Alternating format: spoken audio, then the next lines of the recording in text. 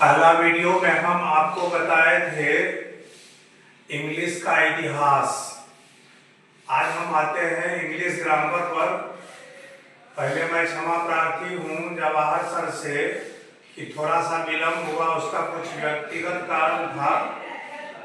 देखिए, English grammar सबसे पहले लिंडले म्यूरे 1795 में इंग्लिश ग्रामर लिखे थे, इसीलिए उनको फादर ऑफ इंग्लिश ग्रामर के नाम से जाना जाता है। याद रखें बच्चों, Lindley Murray is the father of English grammar.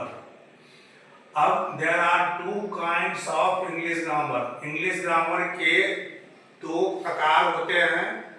पहला होता है ट्रेडिशनल इंग्लिश ग्रामर, परंपरागत या पुराना। दूसरा है मॉडर्न इंग्लिश ग्रामर, जिसको आधुनिक या नया कहते हैं। आज मैं बात कर रहा हूँ पहले पुराने इंग्लिश ग्रामर का। पुराने इंग्लिश ग्रामर को 5 भागों में बांटा गया है।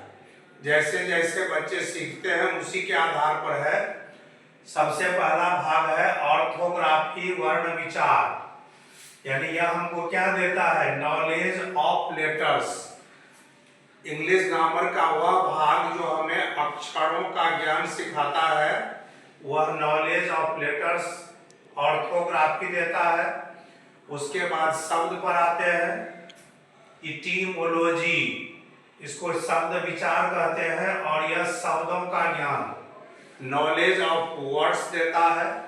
उसके बाद शब्द से ऊपर उठते हैं तो हम सेंटेंस बनाते हैं, वाक्य। हर सेंटेंस की बनावट अलग अलग होती है। जब हम सेंटेंस की बात करेंगे उस पर जाएंगे।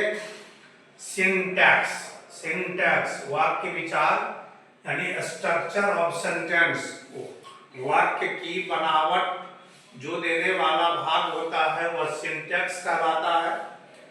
अब जरा सा इसको देखिए, प्रोसोडी, छंद विचार। छंद, किसी भी साहित्य को 2 भागों में बांटा जाता है, गद्य और पद्य। गद्य का अलग मामला होता है, लेकिन पद्य की सीमा होती है, उस पर भी हम बात करेंगे आगे। How to create a poem, हम किसी कविता की रचना किस विधि से करें, उसका क्या नियम है, वह हमको प्रोसोडी सिखाता है। उसके बाद जब भी हम सेंटेंस लिखते हैं तो कहीं पर कॉमा, कहीं पर फुल स्टॉप, कहीं पर एपोस्ट्रोफी एस, ऐसे चिन्हों का प्रयोग करते हैं। और ऐसे चिन्हों का प्रयोग कराता है, सिखाता है, वह भाग कहलाता है